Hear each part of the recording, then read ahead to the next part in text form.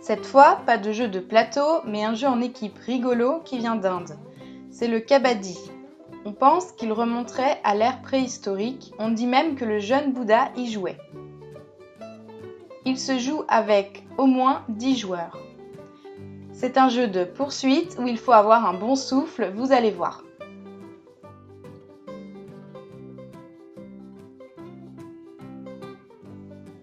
Alors d'abord, on trace un terrain d'environ 10 mètres par 10 et une ligne est matérialisée au centre du jeu. Les joueurs se placent en 2 équipes. Là par exemple, j'ai mis 7 joueurs dans chaque équipe.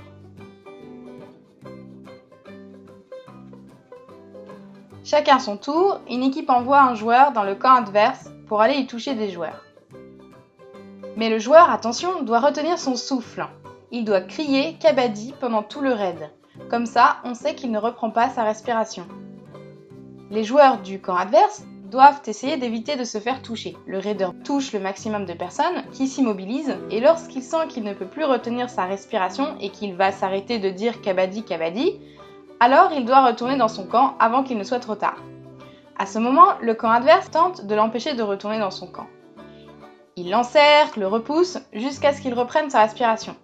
S'ils y parviennent et qu'il n'a pas réussi à revenir à son camp, il est éliminé. Les joueurs qui l'avaient touché sont alors libérés, et lui se met sur le côté. Mais s'il a réussi à revenir à son camp avant de reprendre sa respiration, alors ce sont tous ceux qui ont été touchés qui sont éliminés, ainsi que ceux qui l'ont touché pour l'empêcher d'y revenir. Et donc ils se mettent, eux, sur le côté. Et puis c'est ensuite au camp adverse, donc les bleus, de partir en raid. Ils sélectionnent un raider. Si ce raider bleu arrive à toucher des joueurs orange et revenir dans son camp avant de reprendre sa respiration, c'est pareil, les joueurs touchés sont éliminés. Et pour chaque joueur touché, un autre revient.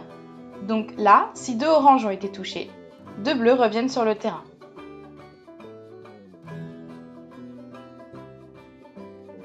On peut aussi jouer autrement, plutôt que d'envoyer un joueur qui doit retenir sa respiration et crier Kabaddi, on peut placer un arbitre qui compte jusqu'à 20. Le joueur doit être revenu dans son camp avant 20. Et ainsi de suite, jusqu'à ce qu'une équipe n'ait plus de joueurs sur les terrains. Alors, c'est l'autre équipe qui gagne. Et voilà, c'est terminé pour le kabaddi.